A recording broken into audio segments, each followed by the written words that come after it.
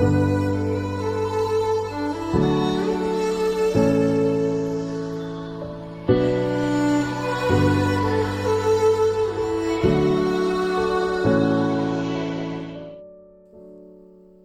the 21st of December 1895, the Moresby left Cardiff. The ship was carrying a cargo of 1,778 tons of coal and was bound for Pisagua in South America. There was a crew of 23, including the captain, Caleb Francis Cumber. The latter also had his wife, Edith Isabella, 29 years old, and their daughter, Ivy, 2.5 years old, on the ship. On the 23rd of December, the ship ran into rough weather. Barker went below and brought up a plum pudding. Dividing the pudding between them, Barker said, "Here, boys, this is the last plum pudding you will ever eat." All of us ate our share of the plum pudding, but in silence. Gregory did not speak, and everyone's mind was far away with the dear ones we left at home. But a few days before, it was indeed a sorrowful feast. At about 1 p.m, the Moresby followed the schooner, the Mary Sinclair, into Dungarvan Bay. The Mary Sinclair was also in difficulty at this point. The keeper, Ballincorty Lighthouse, had seen both ships in distress and saw that they were heading for shore at Clonee Beach. The Mary Sinclair ran aground on the beach, but the Moresby changed course. It steered towards the lighthouse and set anchor at 2:30 p.m, about 3/4 of a mile from the lighthouse. Around 4 p.m, the Ballincorty lifeboat set out for the ship to ascertain if the crew wished to be taken off. None wished to do so. During the night the weather deteriorated and the Moresby sent out distress signals. At about 4:30 a.m. on the 24th of December, the anchor broke and the ship went on its side. The captain and his wife and child, 7 apprentices, the first and second mate, and 2 others had to climb on the mizzen rigging. The remainder of the crew were forward.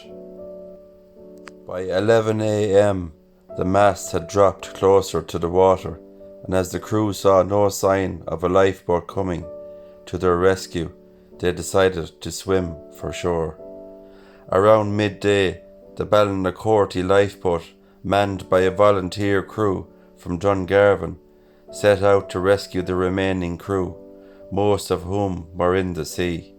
One of the survivors, Henry Blunt, described the situation. "I cannot tell you how anxiously we waited for the lifeboat, expecting to see it every minute, but still there was no sign of it. To add to the perillousness of the situation, the ship gave unmistakable evidence of breaking up, and then it was everyone for himself. The little child was placed on the captain's back. The captain jumped into the seething ocean, followed by the mate, who was accompanied by the captain's wife. Alan Baker followed the captain. Blunt, Gregory and Mitch jumped together. However, there was an ebb tide which swept them away from the coast. The Moresby was wrecked in Dungarvan Harbour on the 24th of December 1895. 20 out of the 25 crew and passengers were drowned. On Saturday evening, the body of the dear little girl, Ivy Neesham Cumber, was brought to Dungarvan, and her little coffin was laid in the parochial schoolroom. She was born on board the Lady Lawrence of the River Plate, South America. The following morning, loving hands removed from her all traces of sand, arrayed her in white robes, and placed an ivy wreath at her feet, and the text, "Thy will be done," at her head. During the day, hundreds of people visited the schoolroom, and not one looked at her unmoved. She was interred on Monday evening in the same grave as her parents. The small coffin, covered with flowers, was carried by 4 young lads. This service was jointly conducted by Reverend Baines and Haskins. Since then, little Ivy's bonnet has been washed ashore, also one of her shoes.